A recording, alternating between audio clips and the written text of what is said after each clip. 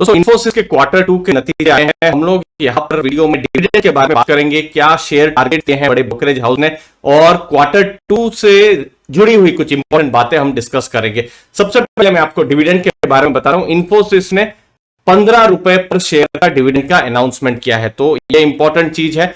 और 26 अक्टूबर जो रहेगी वो एक्स डिविडेंड रहेगी, मतलब डिविडेंड डे से पहले, मतलब 24 अक्टूबर से पहले जिनके पास भी स्टॉक है इन्फोसिस का, वो इस डिविडेंड के लिए एलिजिबल होंगे। 27 तारीख रिकॉर्ड डेट है और कंपनी ने कह दिया है नवंबर 10, 2021 को डिविडेंड का पेमेंट भी हो जाएगा। तो ये इंपॉर्टेंट चीजें आप ध्यान में रख सकते हैं। जो डिविडेंड है, तो डिविडेंड क्या कंपनी ज्यादा दे रही है कम दे रही है, वो एक बार देख सकते हैं। देखिए, जैसे पिछले साल अक्टूबर के महीने की मैं बात करता हूं, 12 रुपए का डिविडेंड दिया था।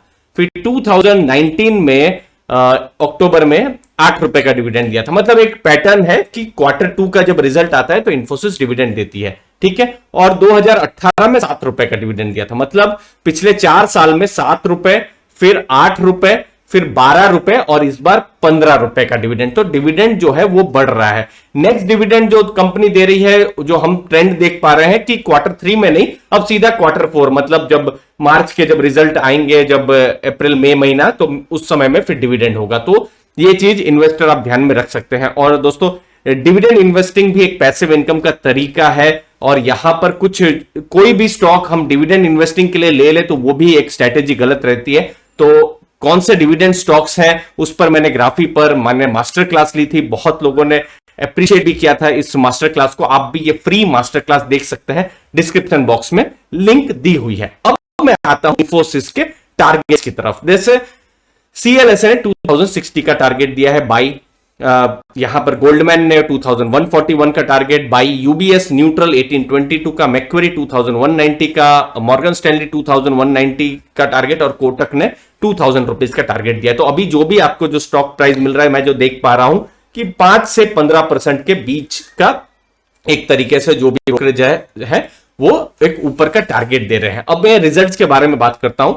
42% कांस्टेंट करेंसी डिजिटल का जो बिजनेस है उसमें ग्रो हुआ है, 19% ईयर ऑन ईयर ग्रोथ हुआ है। ऑपरेटिंग मार्जिन 23.6 है, और अर्निंग पर शेयर भी इंक्रीज हुई है जब हम इन्फोसिस की बात कर रहे हैं। अब कौन कौन से सेगमेंट से ज्यादा बिजनेस मिला है, आप यहां पर देख सकते हैं कि जो मैन्युफैक्चरिंग सेगमेंट है वहां पर ग्रोथ हुआ है 9.7% से 10.9। तो जो मैन्युफैक्चरिंग की जो कंपनियां हैं वो अपने जो आईटी सिस्टम है उसके लिए इन्फोसिस को प्रोजेक्ट ज्यादा दे रही है। सिमिलरली फाइनेंशियल में अभी भी है, जरा सा कम हुआ है जो देखने को मिल रहा है, बट स्टिल फिर भी मैक्सिमम बिजनेस फाइनेंशियल से आ रहा है, कम्युनिकेशन से थोड़ा सा बिजनेस आ रहा है, और हाईटेक से ज्यादा अभी बिजनेस आ रहा है। कहां से बिजनेस आ रहा है? नॉर्थ अमेरिका से बिजनेस मैक्सिमम आ रहा है, लगभग 62% बिजनेस वहीं से है। इंडिया से 2.6% का बिजनेस है। तो ये एक चीज ध्यान में रखिए। तो इसीलिए बहुत लोग ऐसा कह रहे थे ना कि जैसे जब फाइनेंस मिनिस्टर मैडम ने जब बुलाया था जो इन्फोसिस के चेयरमैन को, सॉरी जो एमडी है मिस्टर पारेख, उनको बुलाया था, तो क्यों स्टॉक नहीं गिरा? क्योंकि इंडिया में ही उनका बहुत छोटा ही बिजनेस है 2.6, और उसमें से इतने बिजनेस में से कोई एक बिजनेस जो है इनकम टैक्स पोर्टल कर रहा होगा। तो ये ध्यान में रखिए, जब अमेरिका की मार्केट अगर नेगेटिव में जाएगी तो इन्फोसिस का बिजनेस या दूसरी जो आईटी बड़ी कंपनियां हैं उनका बिजनेस नेगेटिव में जा सकता है। तो ये एक इंपॉर्टेंट चीज है ध्यान में रखने के लिए। अब ये एक थोड़ा चिंता का विषय है, और ये रिस्क है जो हमको आपको ध्यान में रखना है कि जो एट्रिशन है वो 20%, मतलब हर 5 में एक एम्प्लॉई इन्फोसिस का जॉब छोड़ रहा है, जो कि पिछले साल 12.1 था। मतलब आप समझ सकते हैं ऑलमोस्ट 8 में एक एम्प्लॉय, ठीक है। तो ये जो एट्रिशन, और ये मैंने देखा है HCL का रिजल्ट, TCS का रिजल्ट, माइंट्री का रिजल्ट, ये एट्रिशन बहुत हो रहा है। तो कॉन्ग्रेचुलेशंस, अगर आप आईटी सेक्टर में काम कर रहे हैं, आपके पास मेरे ख्याल से बहुत सारी अपॉर्चुनिटीज आ रही हो। तो ये एक रिस्क है, और इसके साथ एक और रिस्क मैं आपको बताता हूं, और वो है वैल्यूएशन का रिस्क। देखिए, ये आपको मैं यहां पर दिखा रहा हूं, ये मैं स्क्रीन पे अभी, जैसे ये इन्फोसिस को यहां पर मैंने सर्च किया है, आप यहां पर इसका पी रेशियो देखिए।